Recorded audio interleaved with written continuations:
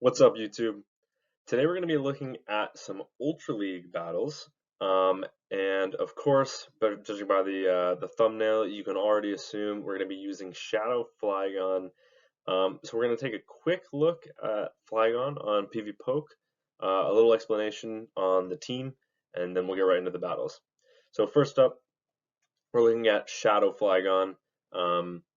As you'll notice, the recommended PvPoke moveset is Dragon Tail, Dragon Claw, Scorching Sands, is ranked 74 in the Ultra League, and with that, look at the matchups that it has. This is with optimized stats, which is pretty much what we have on our Flygon, and it is a 21 and 10 win ratio. Now that is crazy. Obviously, that is probably bait dependent and a little bit Sims of PvPoke. But that being said, Flygon looks really promising. Also, though, we're not looking at Dragon Tail on Flygon, which is probably does make more sense if you're going to go run the Shadow. We're actually looking at Sand Attack. Now, why are we looking at Sand Attack? And that is because the Ultra League meta is absolutely dominated by poison types right now, whether that be Double Dark Poison in Drapion, Skuntank, Overquill, and also just Tentacruel. Tentacruel is absolutely everywhere, and all of these poison types only have one weakness, especially the Double Dark poisons. They only have one weakness, and that is ground. So we are looking at obviously a ground backline to cover those safe switches. In the lead, we have Feraligatr, that way, Shadow Feraligatr. That way we can kind of force alignment or force shields for Shadow Flygon on the back. And then in the back, we have Sand Slash, Alolan Sand Slash, non-Shadow though. And that's just because, so Feraligatr has two weaknesses in Electric and Grass. Sand Slash has Drill Run for the Electric and Ice Punch for the Grass. So it's got that good coverage. So yeah, let's just go hop right into the battles. First up, Typhlosion. This is a great lead. It's not as comfortable as you would think, though. We can survive one Thunder Punch, but we're gonna use the shield early because we know we'll be able to outpace to the next one.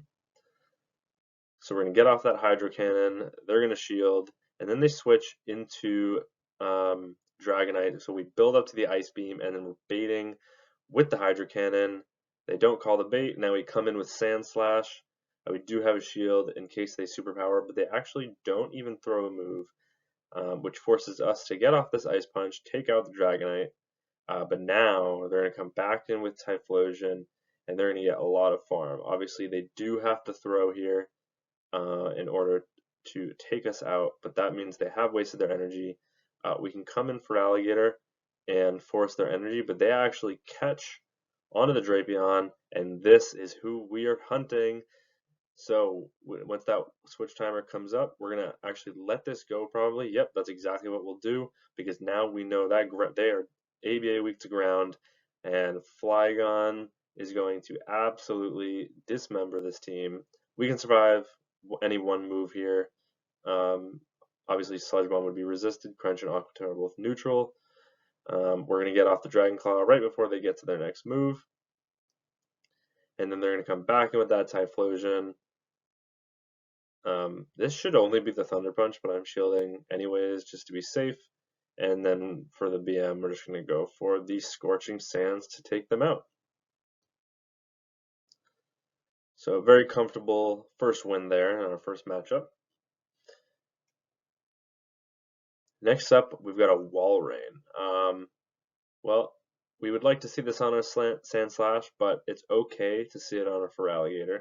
These Shadow Claws are obviously doing a lot of damage to this Walrein. And I believe we're going to call the bait here. Yeah, we call the bait. They do full send the Earthquake, but we actually live that. We have very, very nice IVs on our Shadow Feraligatr. And we actually win the zeros against Walrein there, which is huge. And then they come in with Golurk. Golurk is a little tricky for the back line. Obviously, the Mud Slaps are super effective, and because shields aren't down, I'm kind of forced to come in Flygon here.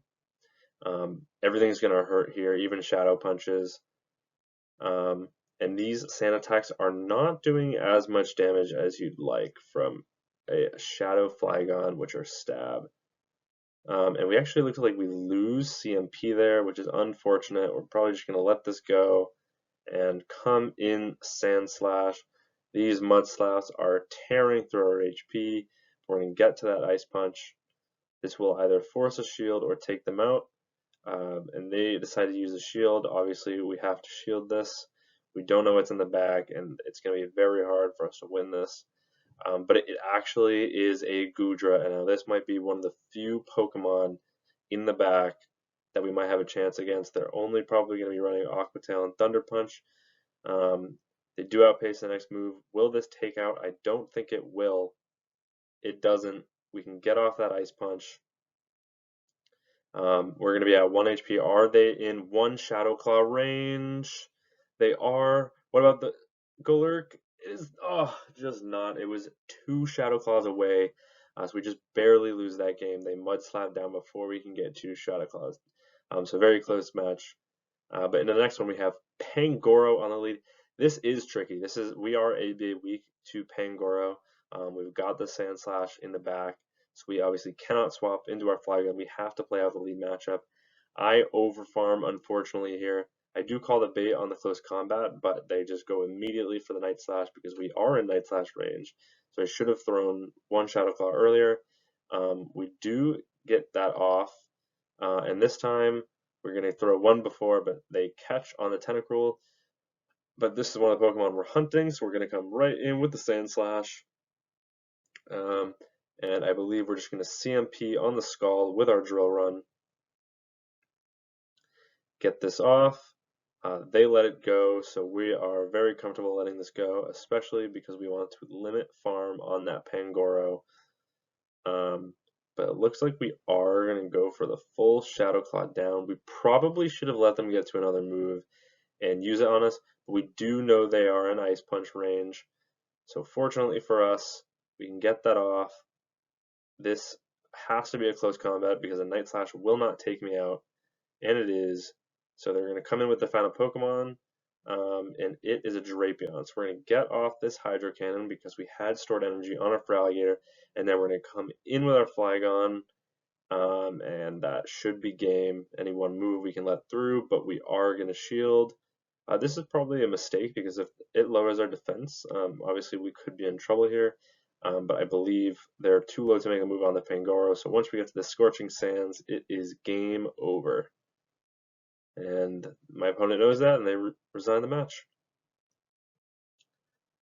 Into the next one, Pidgeot, another Pokemon we're kind of ABA weak to. Normal types are really tough for this team because obviously we have 2 Shadow Claw users, which are both double resisted on normal types. We do farm up to the Ice Beam. They shield. Now we're going to call the bait on the Feather Dance. This is a Gust Pidgeot because obviously Wing Attack is nerfed. Unlikely that they shield a 2 times debuff move here, so we're going to go for the super effective Ice Beam. We get that off. It looks like we're not making it to another move. We obviously cannot switch there though because we do not want our Flygon seeing this Pidgeot. Any move we can let through here. They're going to 2 times lower our attack again, which is really annoying, but we should be able to reset the debuff as soon as we take out this Pidgeot. So what do they come in with? And then they come in with Clefable. So now we cannot reset this debuff because we have the Flygon in the back. Obviously our Flygon cannot be aligned here, but look at how little those drill runs do. I mean, that was horrible damage. And now obviously you're going to see a Moonblast does more damage than our drill run, even though it is resisted, and ours is neutral. So that is very unfortunate, but we have to play out this matchup. One more Moonblast will not take us out, so we can just let this go. And they're going to have trouble farming down. Can we make 2 Ice Punches? It doesn't look like it, so we're going to have to go for the 1 drill run. Fortunately we get that off. We have to shield everything here bait or not, they're not going to make it to a second move. They bait with a Swift, and then they come in with Steelix. So this might be winnable. I'm not taking any chances here. I'm full sending the Scorching Sands. Do they shield? They do, and we don't get the attack debuff. So unfortunately, we have to shield everything here, even if it is a Psychic Fangs. Could have been a Breaking Swipe, but even with the Psychic Fangs, look at how much those Dragon Tails are doing. We had to shield that. Now we're gonna get off the Scorching Sands. Is this enough to take out? No, Steelix is just too bulky there, unfortunately. So we are going to take a nail-biting loss there in the end. Up next, we've got Mirror Leads, except my opponent's Feraligatr is non-Shadow. Unfortunately, even though they are non-Shadow, there's a very good chance I will still lose CMP because I have an extremely highly ranked Feraligatr, and it has its pros, obviously, but it also has its cons because I am never winning CMP, as seen just here. I can survive this, but it looks like I'm going to shield this up. I'm not really sure why. I think I just don't want them to shield and then fully farm me down. So we're going to force them to throw, and actually, as you saw, our IVs coming in there because they got to the red before we did. I will let this go now, their energy dry, and now I can probably farm them down before they get to another Hydro. Just barely can't, unfortunately. Maybe that last sand attack would have taken out, and I wasn't going to take any risks. They can't shield that because they're at 1 HP. But what do they come in with? It is a Tapu Fini. So we're going to build up to the Scorching Sands. We're going to throw that because these water guns are only neutral. We are half dragon. So we're going to get off that move. We should be coming in the Sand Slash here. I'm not really sure why we're playing this matchup out. They do just go for the Surf. We're going to build back up to the Scorching Sands, bait with a Dragon Claw. Yeah, they do shield, so now we're going to come in with Sand Slash. They're probably just going to chip us with a Surf before they come in with their final Pokemon. What is that final Oh, they go for a Nature's Madness, lowering our defense. And then they come in with Giratina and resign the match. Okay. We'll take that win. Nidoqueen. This is a great lead for us. Then they come in with Poliwrath. Now this is a relic from last season's meta, but unfortunately it still has its same typing. The counters still do the same damage, and they might be a little bit slower to the move, but this is still not a good matchup for Feraligatr. We actually don't have any good matchups here against Poliwrath. We have built a team that is incredibly weak to Poliwrath. They shield, so now I'm going to get off a second Hydro Cannon. I should have thrown one more Shadow Claw before because they were one away. I think this is only an Icy Wind though, so we actually still get the simultaneous KO there. So goodbye Poliwrath. We still have Flygon for the Nidoqueen, but they come in with Guzzlord. And now we've got a matchup where we've got Drill Run, Sand Slashes, or Sand Slash with Drill Run against Nidoqueen. They can only go Earth Power here, so I have to call a bait because I know their Guzzlord is weak to us in the back. They throw the Poison Fang that is double resisted, and now we can get off this Ice Punch before they get to their next Earth Power. They let it go, and then they come in with Guzzlord and resign the match. So a bit of an interesting play by my opponent on that part, but I did see that the bait was kind of their only win con. So Pangoro in the lead again. This is unfortunate. I call the bait on the close combat.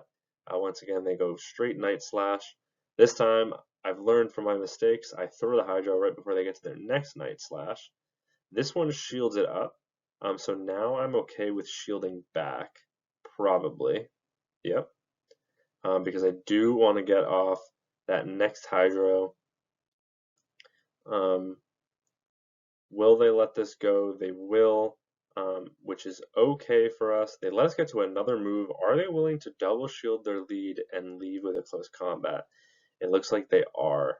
And so I come in with Flygon. I shield this up, so I give them their shield right back. It's just a Night Slash for whatever reason. And what do they have in the back? Show me the Tentacruel. Ooh, that is not a Tentacruel, that is a Talonflame. But this is where we want to see the Talonflame. So we're going to get off these Dragon Claws, even these Sand attacks doing decent damage, even though they are single resisted on this Talonflame. They get off a Fly, we do just barely live that. I can get off another Dragon Claw before they take us out. And if they do not throw a move, that's going to let me get to another. Oh, we simultaneous switch. I come in Sandslash, they come in Drapion. This is great for us, obviously. Poison Sting, double resisted, Drill Run, super effective. We are finding these Pokemon that we're hunting. And now we CMP tie on the next move. They get off another Crunch. This is kind of dangerous because if we fully charge this, which we do, this will take them out and then they can come in with their Talonflame for energy, but I believe we have a Dragon Claw stored. So we win CMP and we will take this game. So very close. My opponent made that as close as they could have, to be completely honest. But now we have actual mirror leads. We got Shadow Feraligatr against Shadow Feraligatr. They are closer to that 2500 CP, but will they win CMP? Let's find out. The answer is always yes. I have literally never won CMP with my Feraligatr. So we do get off the Hydro. It is Shadow, so this will take out. So this is an instance where I could see shielding up because I want them to be in farm down range for one of my back two Pokemon. I do go for an undercharge here in case they no shield, but they do match shields, and then they come in with Skuntank. So this is one of the Pokemon that we're hunting. We can survive any one move here, probably just going to be that Trailblaze, but you're boosting resisted poison jabs. So they cannot farm us down still. They're going to need to make another move. Scorching Sands obviously will one-shot, and they let it go. Are they going to come back in with the Feraligatr? They are. We're going to get off that Dragon Claw right before they make it to the next move. Are they going to shield this up? No, they're going to let that go. And then they come in with Overquill, a very cool pick for my opponent. But we do have the Sandslash here. I'm going to shield. This could be a potential Shadow Ball. They do just bait with the Aqua Tail. So now we're going to go straight Drill Run. We can comfortably survive a Shadow Ball, but they cannot so comfortably survive a Drill Run. But we actually try and get a little fancy, go for the catch. We're unsuccessful, so now we've given a lot of energy to our opponent. If they can make two more Shadow Claws before we get the farm down, they just barely can't. We take that win. We almost threw that matchup, but we take it just barely in the end there. Pretty neutral lead. We've got Golisopod. Everything we throw is resisted. They're going to have either X-Scissor or Aerial Ace here. Aerial Ace does such little damage. Obviously, our Shadow Claws are doing more damage than their Shadow Claws, just because of the attack stat on the Shadow bonus. But they actually win CMP, and I did not know this going into this matchup, but we can survive two Aerial Aces. Can they survive two Hydros is the question. Not as well. So we actually take that in the zeros, and then they come in with Mandibuzz. We're not going to make the Ice Beam, so we're going to have to just throw the Hydro Cannon here. And where do we go from here? Oh, it looks like we could have maybe made it to the Ice Beam, but just barely not. We're going to come in with Sandslash because obviously Aerial Ace is resisted, and Flygon has absolutely no play into Mandibuzz. But then they come in with Drapion. We're going to fire off the Drill Run. Arguably that's a mistake because I need those Ice Punches saved. But we do grab a shield. Obviously Flygon is not our win con in this matchup, so we're not going to be shielding our Flygon here. We're going to farm up right before they make the next move. We throw right before they make a potential Aqua Tail. They do shield that up, so now we are going to have to start matching shields. And at this point, we can probably go straight Dragon Claw. It is Shadow and Shadow, but then they come in with Mandibuzz here. So now I've got to make a decision. And I decide to let that go. And now I'm going to come in with Sand Slash. I've got a shield advantage, but can I turn this shield advantage into a win is the question. This Minibus is very healthy. I'm going to need multiple Ice Punches to take it out, and I cannot take another Dark Pulse, it looks like. And if I can, it'll be just barely, but we actually just barely outpaced to the next move. Obviously, Poison Stings are double resistance. We're not worried about getting farmed down here. We just need to make one move before they make two. They throw, if they're at the back-to-back, we've lost this game. One crunch, and we win with the drill run. Clearly, they did not have a move. They threw the Poison Sting. Had they been on Aquatail, it looks like they were just barely on Sludge. It looks like they were on Crunch and Sludge Bomb there, so we actually just barely take that win. If they were on Aquatail, I think that's a lost match. Next match, great lead for once. We get Feraligatr into Skeledirge. They come in with Clefable. I come in with Sand Slash. This is a great matchup for Sand Slash, so obviously we're going to overfarm as much as we can here. We're going to throw these neutral drill runs. Everything they have is resisted because most Clefables are no longer running Meteor Mash. I do go for a CMP tie there, not knowing that Clefable actually wins CMP against Alolan Sand Slash, and then they get the attack drop. Now this, I believe, is only a 10% chance, but it does kind of screw up this matchup. This can only be a Swift, so I do know I can survive this. Swift is a really bad move. And that allows us to get the full farm down. So we're going to get a Shadow Claw and a Drill Run off on this Skeledirge. And they're only going to get one Incinerate worth of energy, which is huge for us. Then they come in with Guzzlord, and I Panic Swap into Flygon, which is a little bit of a mistake. Probably should have gotten the Ice Beam off on the Guzzlord first, because now they can shield and fully farm us down. If they decide to go two shields here. I'm surprised they didn't let one Dragon Claw go, because I think an Ice Beam would do more than a Dragon Claw, and I have no farm down ability here with the resisted Shadow Claws on the dark typing of Guzzlord. I will let one go because a Brutal Swing is not going to do nearly as much damage as a Shadow Ball from that Skeledirge, so I'm actually going to let that one go. But unfortunately, the Ice Beam doesn't take out, and they make another move, so now I'm forced to shield this up. I just have to outpace. They've only got one Incinerate worth of energy, so they need two more to make the Shadow Ball. I outpace to the Hydro Cannon. Does this take out? It does. Skeledirge at 50% HP there, and they come in back with the Guzzlord, and they're only 1 HP away. So that is the team. It's a pretty well-rounded team, and obviously it's designed for a very specific team in mind. We're seeing so many double dark poisons in the backline, or poisons in general, which is why we had Flygon and Sand Slash in the back. That steel typing on Sand Slash, double resisting the poison, and the ground typing on Flygon, single resisting, but doing this super effective damage with the ground typing, allowed us to go really positive. Obviously, there's a lot of core breakers for this team. I think in general, it's not like a perfectly balanced team. It was just designed for the meta that I was seeing.